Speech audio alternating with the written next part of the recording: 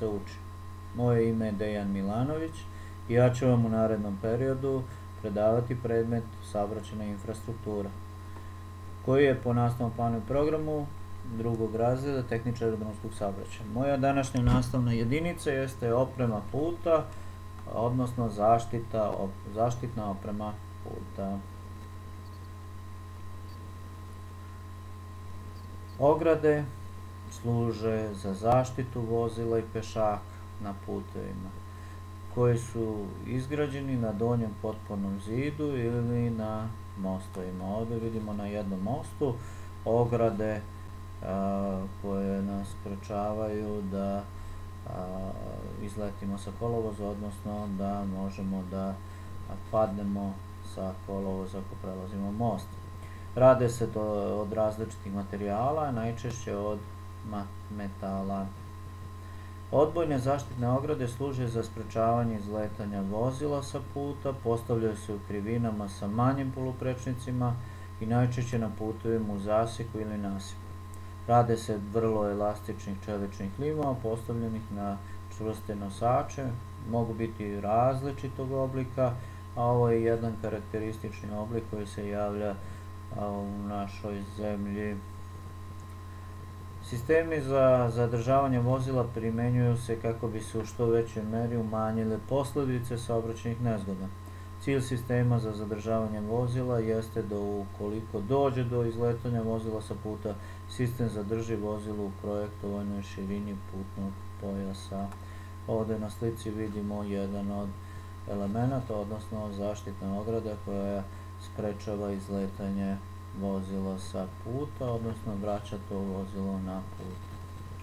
Apsorberi udara ili drugačije ublaživači udara predstavljaju skup elemenata koji čine jedan uređaj, a za cilj imaju da obezbede izuzetno opasna mesta na putu, odnosno lokacije na kojima postoji veliki rizik od naletanja vozila na neku stalnu fizičku prepreku. Ovo je jedan od karakterističnih apsorbera, znači ako bi vozilo i udarilo, on bi potrošio energiju sudara i smanjio posljedice sudara, odnosno izgledanja.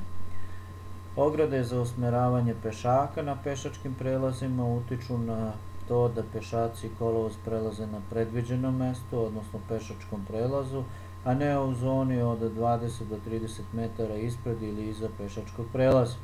Također usmjerit će pešake licem prema toku vozila sa kojim se susreću u bližoj saobraćajnoj traci.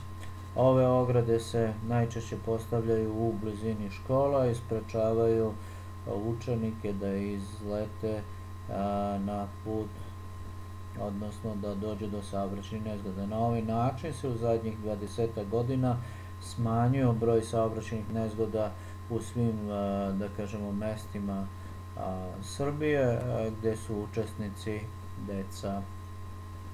Ovo je bila lekcija oprema puta, zaštitna oprema puta. Ostale lekcije iz ove oblasti slede na sljedećim časovima. Možeš li sada da odgovoriš na sljedeće pitanja? Šta je zadatak ograde na putu? Čemu služe odbojne ograde? Šta su to apsorberi udara? Čemu služe ograde za usmjeravanje pešaka? Tačni odgovori su: ograde služe za zaštitu vozila i pešaka na putevima koji su izgrađeni na donjem potpornom zidu ili na mostovima. Odbojne zaštitne ograde služe za sprečavanje izletanja vozila sa puta.